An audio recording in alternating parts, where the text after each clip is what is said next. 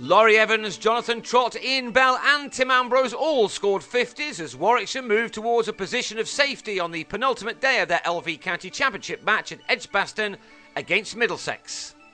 Even though much of the second day had been lost to the weather, there was still some surprise when Middlesex declared on their overnight score of 428 for 5, leaving Sam Robson unbeaten on a career best 215. The thought would have been to get out with the ball and take as many early wickets as possible, giving them the maximum amount of time to bowl Warwickshire out twice. Middlesex were, though, made to wait until the 15th over for their first success, Will Porterfield edging Corey Collymore low down to Ollie Rayner on 20. For the second innings in a row this summer, Trott was handed an early life, Rayner this time unable to cling on after the batsman nicked a good one from Tim Murtagh. It was a test for Trott, who was celebrating a decade as a Warwickshire player. His career has moved on leaps and bounds over the last 4 years since he started his test career with 100 against Australia. Of course, he's never looked back since then, but he needed to be at his best against this very handy Middlesex attack, even without Toby Rowland-Jones, who was with Chris Wokes, Chris Wright and Varun Chopra and the rest of the Lions in Leicester. That attack were a little guilty of bowling too straight to Trott, who, as we all know, loves to work the ball through mid-wicket off his pads.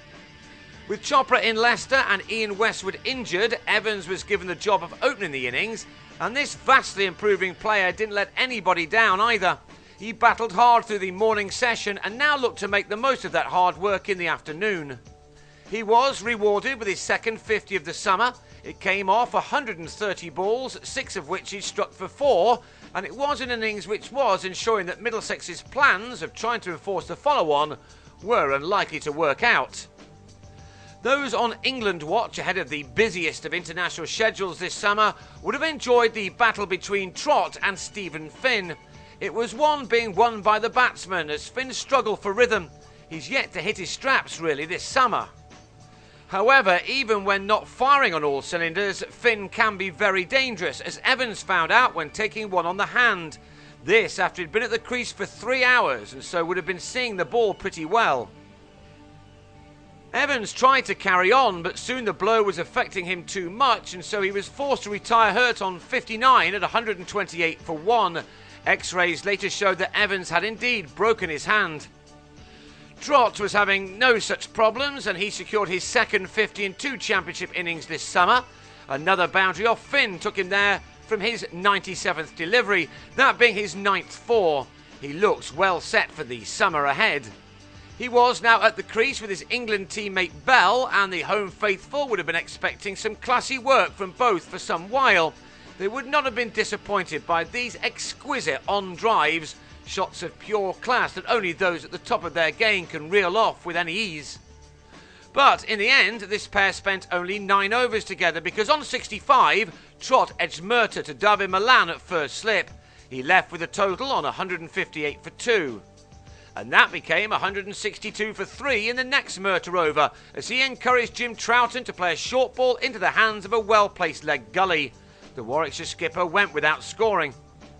279 was the total Warwickshire needed to avoid the follow-on and to make the draw the most likely result in this match.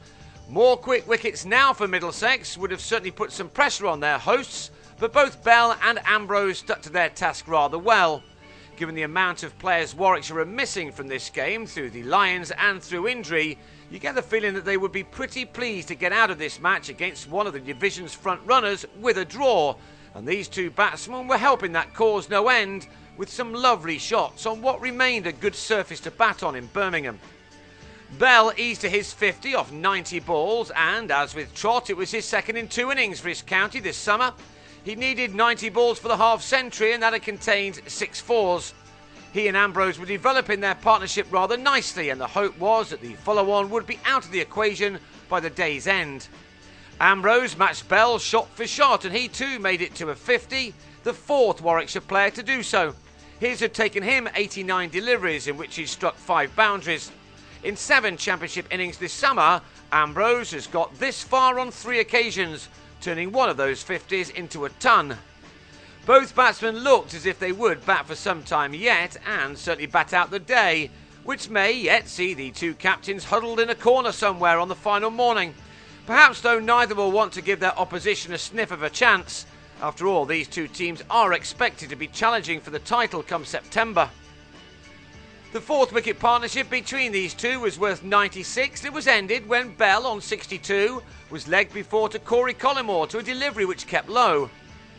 And Middlesex's endeavours were rewarded further before the close as Ambrose, with 55 runs to his name, tried to work Collymore to leg but missed right in front of his stumps. Only one more ball was possible before the rain intervened, leaving the hosts on 267 for 5 at the close, needing a further dozen runs to get past the follow-on mark.